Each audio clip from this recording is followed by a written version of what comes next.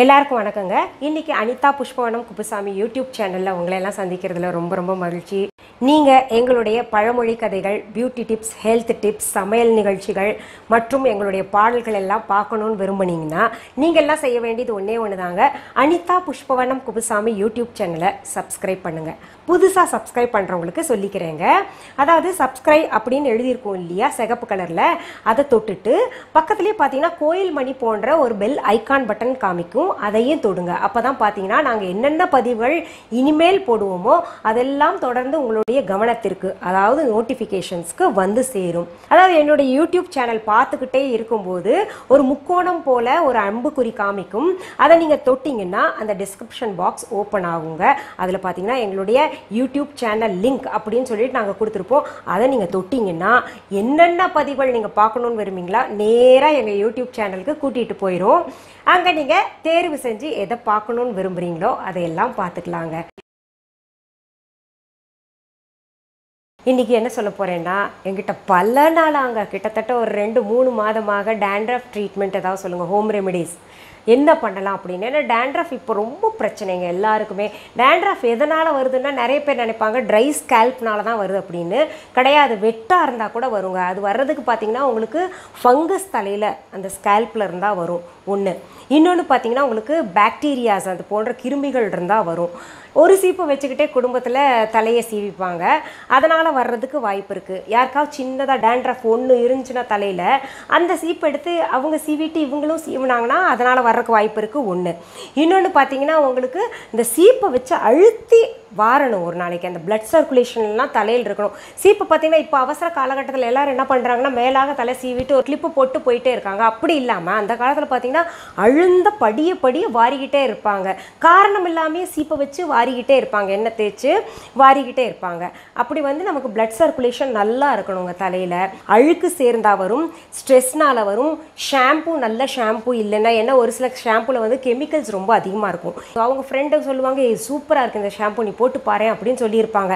இவங்களும் அது வாங்கியிருப்பாங்க. ஃப்ரெண்டுக்கு இருக்கிற தலை ஸ்கேல்ப் வந்து வேறு மாதிரி, இவங்களுக்கு இருக்கிறது வேறு மாதிரி இருக்கும். அதாவது சென்சிட்டிவாக இருந்திருக்கலாம், அது ஒத்து போகாமல் கூட டேண்ட்ரஃப் வர்றதுக்கு வாய்ப்பு இருக்குது. இது போல் பல சொல்லிக்கிட்டே போகலாம். அப்புறம் டவல்ஸ் இருக்கு இல்லையா, டவல்ஸ் கூட அது கழுவாமல் திரும்ப அழுக்கு சேர்த்துக்கிட்டு நம்ம யூஸ் பண்ணுறதுனால கூட அந்த டேண்ட்ரஃப் எல்லாம் வர்றதுக்கு வாய்ப்பு இருக்குது. அந்த நேரத்துக்கு சாப்பிடாதனால, நேரத்துக்கு தூக்கம் இல்லாதனால, நிறைய செல்ஃபோன் பார்க்குறதுனால பாடி ஹீட் ஆகிட்டு டேண்ட்ரஃப் வர்றதுக்கு வாய்ப்பு இருக்குது. அப்புறம் இன்னொன்று வந்து பார்த்திங்கன்னா ஆயில் ஸ்கின் நிறையா இருந்ததுன்னா டேண்ட்ரஃப் வர்றதுக்கு வாய்ப்பு இருக்குங்க. டேண்ட்ரஃப் வந்து முகத்தில் வந்ததுன்னா கட்டாயம் பிம்பிள்ஸ் வரும். அதுக்கு நான் உங்களுக்கு ஒரு ஐடியா சொல்கிறேன், கேட்டுக்கோங்க, ரெமெடி சொல்கிறேன், தீர்வு. இப்போ மலையாளத்துக்காரங்க பார்த்தீங்கன்னா கேரளாவில் முகம், கை, கால், உடம்பு எல்லாத்துலேயும் எண்ணெய் தேய்க்காமல் குளிக்க மாட்டாங்க. அவங்க தோல் வந்து பளபளப்புக்கு காரணம் ஒன்று இந்த எண்ணெய் தேய்ச்சி குளிக்கிறாங்க. தினமும் எண்ணெய் தேய்ச்சி குளிப்பாங்க. அது காரணம் என்னன்னா, அவங்களுக்கு தினமும் சோப் போடுறாங்க, ஷாம்பு போடுறாங்க அதெல்லாம் கிடையாது. தினமும் பார்த்தீங்கன்னா தலைக்கு தண்ணி ஊற்றிப்பாங்க. அவங்க அந்த தலைக்கு தண்ணி ஊற்றுறதுனால அந்த தலையில் இருக்கிற அழுக்கு வந்து நமக்கு முகத்துல எல்லாம் படியாமல் இருக்கிறதுக்காக. இப்போ டேண்ட்ரஃப் இருக்கிறவங்க என்ன பண்ணுங்க, கொஞ்சம் எண்ணெயை தடவிட்டு அப்புறம் வந்து குளிங்க. அப்போ தான் பார்த்தீங்கன்னா அந்த டேண்ட்ரஃப் எல்லாம் நம்ம முகத்துக்கு இறங்காமல் இருக்கும், பிம்பிள்ஸ் வராமல் இருக்கும். இது போன்ற ஒரு சின்ன ஐடியாஸ் வந்து ஃபாலோ பண்ணோம்னா நிச்சயமாக பார்த்தீங்கன்னா நமக்கு ரெமெடி கிடைக்குங்க. பிரச்சனைன்னு ஒன்று இருந்துச்சுன்னா தீர்வு கட்டாயம் இருக்குது. இப்போ சரி, ஷாம்பு எந்த மாதிரி பயன்படுத்தணும்னு நினைக்கிறீங்க என்ன கேட்டாங்க. நான் எல்லாருக்கும் இப்போ நான் ஷாம்பு உங்களுக்கு ரெடி பண்ணி சொல்கிறேன். பேபி ஷாம்பு, எந்த பேபி ஷாம்புவாக இருந்தாலும் பரவாயில்ல, அதை பயன்படுத்துங்க. நான் எல்லாம் பார்த்தீங்கன்னா குறிப்பிட்ட காலம் வரைக்கும் பேபி ஷாம்பு தான். 6 மாதத்துக்கு முன்னாடி கூட நான் பேபி ஷாம்பு தான் யூஸ் பண்ணேங்க. அதில் கெமிக்கல்ஸ் கம்மியாக இருக்கும். குழந்தைங்களுக்கு பார்த்தீங்கன்னா கெமிக்கல்ஸ் குறைவாக போட்டிருப்பாங்கல்ல, அந்த ஷாம்பு நீங்கள் பயன்படுத்துங்க, ரொம்ப நல்லது. எந்த சைடு எஃபெக்ட்ஸும் வராது, அதிகமாக தாக்காது உங்களுக்கு. சரி, இப்போ டேண்ட்ரஃப் போகிறதுக்கு என்னென்ன பொருள்கள் வீட்டில் பயன்படுத்தலான்னு பார்த்தீங்கன்னா இங்கே பாருங்கள்.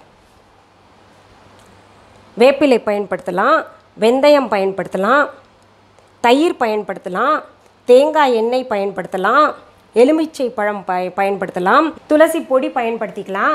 அப்புறம் பார்த்தீங்கன்னா பொடுதலைன்னு ஒன்று விற்கிறாங்க நாட்டு மருந்து கடைகளில். பொடுதலை அப்படின்னு கேட்டு வாங்குங்க. ஏன்னா பொடுதலை இலையெல்லாம் பார்த்தீங்கன்னா என்கிட்டயே இல்லை. இவ்வளோ மூலிகைகள் வச்சுருக்கிற எனக்கே வந்து பொடுதலை கிடைக்கல. கட்டாயம் நான் எங்கேயாவது கிடச்சா கொண்டு வந்து பதியம் அடுத்தது அதுதான் போட போகிறேங்க. அந்த பொடுதலை வந்து பொடியாகவே விற்கிறாங்க நாட்டு மருந்து கடைகளில். இந்த மாதிரி பேக்கெட்டில் போட்டு விற்கிறாங்க. இந்த மாதிரி நீங்கள் நாட்டு மருந்து கடையில் கேட்டு வாங்கிக்கோங்க பொடுதலை வேணும்னு சொல்லிட்டு. அந்த பொடியும் பார்த்தீங்கன்னா தேங்காய் எண்ணெயில் குழச்சி வச்சுக்கலாம், இல்லை தயிரில் கூட குழச்சி வச்சுக்கலாம். இது தவிர த்ரிஃப்லா பவுடர் யூஸ் பண்ணலாம். அதுக்கப்புறம் பார்த்தீங்கன்னா இந்த முல்தானி மட்டி இருக்கு இல்லையா, ஃபுல்லர்ஸ் எர்த்தும்பாங்க, அதை கூட பேக் போடலாம். இதெல்லாம் பயன்படுத்திக்கிட்டு வந்தோம்னா நிச்சயமாக டேண்ட்ரஃப் வந்து இல்லாத இடமா போயிருங்க. பார்த்தீங்களா, உங்களுக்கு தீர்வு சொல்லிட்டேன்ல. சரி, இப்போ இந்த வேப்பிலை வந்து எப்படி பயன்படுத்தணும்னு சொல்கிறேங்க. இது நல்லா அரைச்சிக்கோங்க. இதை அரைச்சி இந்த தயிரில் கலந்துக்கோங்க. வேப்பிலையை அரைச்சி தயிரில் கலந்து அந்த பேக்கை எப்படி தெரியுமா போடுறதுக்கு இப்படியே அள்ளிட்டு அப்படியே தடவக்கூடாதுங்க. நம்ம ஒரு சீப்பில் நேராக எடுத்து அப்படியே கொஞ்சம் கொஞ்சமாக எடுத்து அந்த நேர் ஃபுல்லாக தடவிட்டு வரணும். அப்படியே தலை முழுக்க தடவிட்டு 2 சும்மா இப்படின்னு தடவிட்டு மசாஜ் பண்ணிக்கோங்க. மசாஜ் பண்ணிவிட்டு கொஞ்சம் நேரம் பேக் அப்படியே பார்த்தீங்கன்னா அது காயணும். ஒரு 3/4 மணி நேரமாவது தலையில் இருக்கணும். குளிச்சிருங்க. அப்படி வேப்ப இலை கிடைக்கலன்னா கூட கவலைப்படாதீங்க, தயிர் ஒன்றே போதுங்க. நல்ல இந்த புளிச்ச தயிரெல்லாம் என்ன பண்ணணும்னு நினைப்பீங்க இல்லையா, நான் எல்லாம் புளிச்ச தயிர் பார்த்தீங்கன்னா தலைக்கு தேய்ச்சிப்பேன். ஸ்ட்ரைட்னிங் பண்ண அந்த முடி வந்து நேராக நிற்கணுன்னா அதெல்லாம் போட்டு பாருங்கள், ரொம்ப நல்லாயிருக்கும் ஜம்முன்னு. இன்னொரு நாளைக்கு வந்து உங்களுக்கு முடி நேராகிறதுக்கு என்ன பண்ணணும்னு நான் சொல்லித்தரேங்க. அதாவது என் மகளுக்கு வந்து நான் தயிர் தாங்க யூஸ் பண்ணுவேன். வெறும் தயிர் கூட நீங்கள் போடலாம். அடுத்தது தேங்காய் எண்ணெய் இருக்குது இல்லையா, இந்த எலுமிச்சை பழம் சாறு 6 டிராப்ஸ் இந்த தேங்காய் எண்ணெயில் போட்டுங்க. நல்ல ஸ்கேல் ஃபுல்லாக நான் சொன்ன மாதிரி நேர் வகுடு எடுத்து தடவிட்டு குளிச்சுட்டு வாங்க. இது வந்து உங்களுக்கு இதுவும் வந்து 3/4 மணி நேரம், எல்லாத்துக்குமே 3/4 மணி நேரம் கட்டாயம் இருக்கணும். அதுக்கு மேலே நீங்கள் ஊற போட்டாலும் பிரச்சனை இல்லை. பட் 3/4 மணி நேரம் என்பது கட்டாயம் ஊற வைக்கணுங்க. அது போட்டு குளிக்கலாம். நீங்கள் என்ன பண்ணுங்கள், ஒரு நாள் இது ஒரு நாள் அதுன்னு போட்டுவாங்க. அப்புறம் அடுத்தது பார்த்திங்கன்னா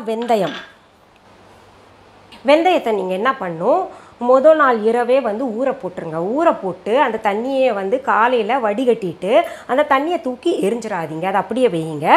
இந்த வெந்தயத்தை நல்லா பேஸ்ட் பண்ணிக்கோங்க. பேஸ்ட் பண்ணிவிட்டு அந்த தண்ணி இருக்கு இல்லையா, இருத்தி வச்சுருந்தோம் இல்லையா, அந்த தண்ணியை வந்து இதில் ஊற்றிட்டு வெந்தய பேஸ்ட்டில் கலந்துக்கிட்டு அதையும் தடவிட்டு குளிச்சுட்டு வாங்க. யாருக்காவது ரொம்ப கோல்டு பிடிக்கும், அப்படி சளி பிடிக்கும் அப்படின்னு நினச்சிங்கன்னா வெந்தயத்தை தவிர்த்துருங்க. இந்த வேப்பிலை வந்து நல்ல மருந்து, அது கூட போட்டுக்கலாங்க. இந்த பொடுதலை போட்டுக்கலாம். அப்புறம் துளசி இருக்கு இல்லையா, பொடி கிடச்சதுன்னா பொடியை வந்து நல்லா குழைச்சி தலையில் போடலாம். அப்படி இல்லைன்னா நீங்கள் என்ன பண்ணுங்கள், டைரெக்டாக துளசியை அரைச்சிட்டு அது கூட பேக் போட்டு 45 நிமிஷம் ஊற வச்சு குளிக்கலாங்க. இது தவிர த்ரிஃப்லா பவுடர் சொன்னேன் இல்லையா, த்ரிஃப்லா பவுடர் வந்து அதையும் நல்லா தண்ணியில் குழைச்சிட்டு தலையில் தேய்ச்சி குளிச்சிக்கலாம். அது தவிர உங்களுக்கு பார்த்தீங்கன்னா முல்தானி மட்டி சொல்லியிருந்தேன், ஃபுல்லர்ஸ் எர்த், அதாவது முகத்துக்கு நம்ம வந்து பேக் போடுவோம் இல்லையா, அந்த ஃபுல்லர்ஸ் எர்த் கூட பேக் போட்டு ஒரு நல்லா இறுகணும். அது ஒரு 45 நிமிஷம் அதுவும் இறுகின பின்னாடி அதையும் போட்டு குளிச்சுட்டு வாங்க. உங்களுக்கு பொடுகு போச்சு அப்படின்னு சொல்லிட்டு நீங்கள் சொல்ல போகிறீங்க. சரி, இந்த டிப்ஸை நீங்கள் பயன்படுத்திக்கிட்டு எனக்கு கமெண்ட் பாக்ஸில் பொடுகு எப்படி போயிருச்சா இல்லையான்றதை நீங்கள் சொல்லணும். சரியா? சரி, உங்களுக்கு பிடிச்சிருந்துச்சுன்னா இந்த டிப்ஸ் என்ன பண்ணுங்கள், உங்கள் தெரிஞ்சவங்களுக்கு உங்கள் ஃப்ரெண்ட்ஸ்க்கெல்லாம் ஷேர் பண்ணுங்கள். அவங்களும் பயனடையணும் இல்லையா? மீண்டும் சந்திக்கலாமா? நன்றி, வணக்கம்.